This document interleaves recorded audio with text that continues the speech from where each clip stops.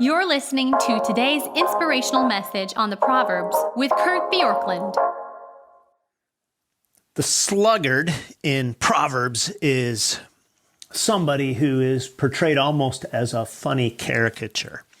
Verse 13 of chapter 26 says this: "The sluggard says, 'There's a lion in the road, and there's a lion in the streets.' As the door turns on its hinges, so does a sluggard on his bed. The sluggard buries his hands in the dish and wears himself out to bring it back to his mouth. The sluggard is wiser in his own eyes than 7 men who can answer sensibly." So the sluggard is a caricature in Proverbs of somebody to, in one sense, avoid, because we're told that if we trust a sluggard, that is a lack of wisdom, but it's also something to avoid in ourselves. So what's true about a sluggard? Verse 13, they accept flimsy excuses. Here it's talking about the lion in the road. There's a lion in the street. And one of the ways that you can identify sluggardly behavior or thinking in somebody else and in yourself is whenever we use excuses, especially flimsy excuses.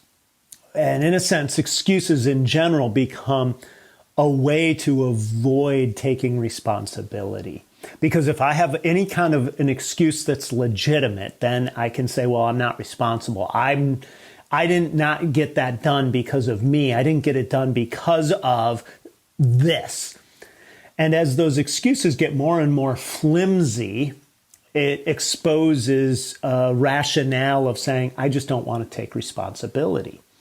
And so that's one indicator. A second is verse 14. There's a sense of being attached to comfort. As the door turns on its hinges, so a sluggard on his bed. And whenever comfort drives our decisions, there's an indication there that we are driven out of a sluggardly mindset.